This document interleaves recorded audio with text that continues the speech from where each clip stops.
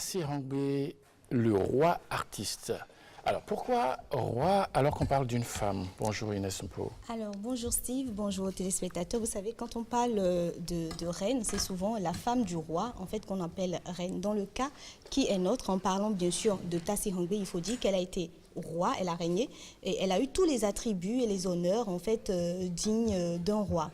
On dira par exemple dans le royaume d'Abomey, Dada pour appeler un roi, Dada Gberanzin, comme pour donner un peu, pour donner du poids, en fait, à la personnalité. Et donc, il faut dire que dans le contexte qui est nôtre, Tassy Rangbe, elle est reine, mais elle est roi. Voilà. Allez. Tassy Rangbe, le roi artiste. Alors finalement, quel est le contexte de cette chronique? Alors parlons du contexte de cette chronique. Je dirais que nous avons tous étudié l'histoire à l'école, l'histoire du Dahomey au primaire.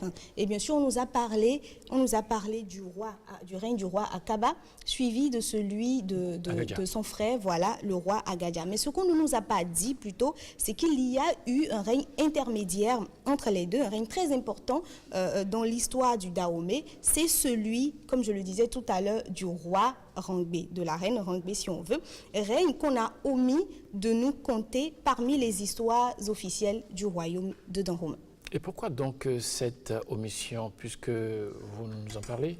Alors, pourquoi cette omission, Steve Assia? Je dirais que nous sommes rapprochés du professeur Bienvenu Akora. Il est professeur de linguistique à l'université d'Abomey-Calavi et bien sûr, il la justifie cette omission. Suivons. L'histoire, en tant que connaissance, est jugée par la tradition aboméenne trop précieuse et trop importante pour que ce soit n'importe qui y ait accès. Seuls les initiés qui ont la capacité de garder des secrets ont droit à la connaissance de la vraie histoire, qu'on appelle en fond temps. Vie c'est temps yo et ouais non reto. Nous akana c'est temps, bona c'est temps jo temps. Fonsi djain. Or, l'école coloniale a introduit dans nos habitudes une profanation généralisée des choses et a ravalé l'histoire au rang des connaissances triviales que n'importe quel profane peut manipuler. Tassy Rangbe n'a jamais été effacé de l'histoire telle que la détiennent les initiés. Mais pour les profanes, elle n'existe pas. Finalement, qui est Tassy Rangbe? Alors, je dirais que dans la généalogie des rois d'Abomey, on nous a cité évidemment le roi Wegbaja. Le roi Wegbaja qui a eu des jumeaux, une fille et un garçon. Il les appellera bien sûr Hwessu et Dohwe. Alors Hwessu deviendra plus tard le roi Akaba et Dohwe la reine Rangbe. Alors comme chez nous, en fait, on sait que les jumeaux relèvent bien sûr du sacré et que ce qu'on l'on fait à l'un, il faut également le faire à l'autre. Il faut dire qu'à la mort du roi Wegbaja, voilà, ça c'est Tassy Rangbe, voilà, à la mort du roi Wegbaja, les deux en fait ont été intronisés le même jour. Donc Dohwe en fait va devenir plus tard la reine Rangbe. Donc il faut dire qu'elle a reçu en fait les mêmes attributs de royauté que son frère Hwessu, le roi Akaba. Mais le système dans lequel nous sommes, il faut le reconnaître, ce système étant patriarcal évidemment. Même le frère, ouais, d'accord, oui. Oui, Ouais.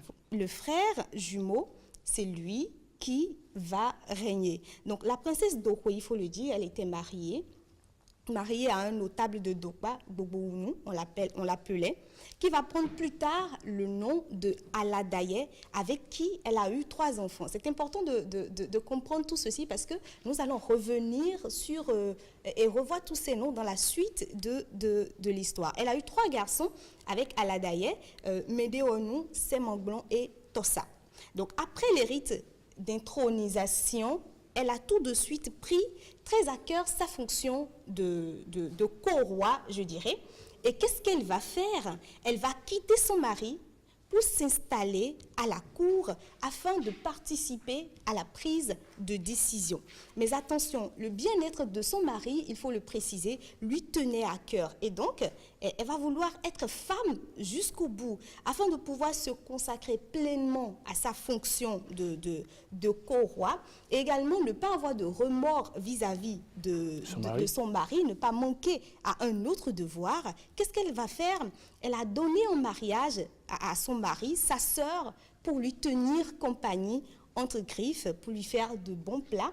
Et c'est ainsi que sa sœur a été surnommée Dedagbe, pour dire, enfant, la grande sœur a refusé.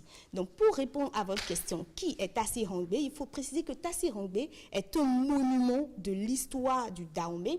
Elle est, comme le dirait l'autre, une empreinte, un symbole de la bravoure, de la combativité, de l'audace et également de la conciliation, de la douceur de la femme. Alors, d'où lui vient alors le nom Rangbe?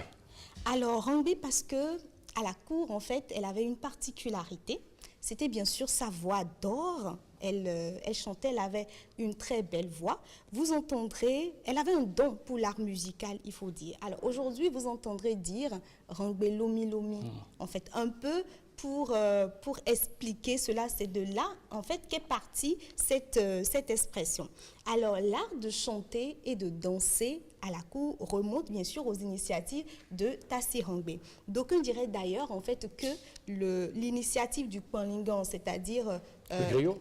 Oui, exactement. La cour chanter les rois à l'aide d'un instrument appelé gong, voilà, est partie en fait de Tassi Rangbe à cause bien sûr de sa belle voix et de ses chansons qui égayaient la cour. C'est son père en fait qui l'a surnommé Rangbe. Et déjà que les épouses de son frère, le roi Akaba, l'appelaient Tassi. Tassi, c'est pour dire tante, la sœur du mari. Et bien sûr, le nom s'est fait d'où Tassi Rangbe. Et voici d'ailleurs l'une des chansons fredonnées auparavant par Tassi Rangbe. Il y a le professeur Akora qui nous l'a fredonné. On y va.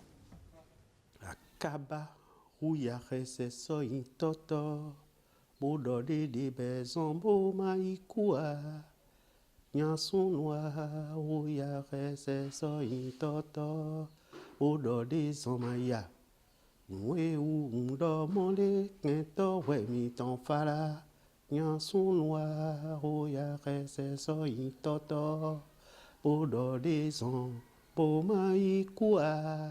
Voilà, une portion de cette chanson que j'ai pu capter, mais que je n'ai pas le droit de chanter parce que je suis un profane. Ce privilège est réservé aux seuls initiés vaudous Nesoué d'Abomey. Voilà, ce privilège, il faut le préciser, est réservé aux seuls initiés vaudous les Soukoué d'Abomey. Nous allons continuer, Steve, cette histoire de Tassi Rangbe demain. On parlera demain de Tassi Rangbe, la guerrière. Ah, parfait. Merci beaucoup, Inès Soupo.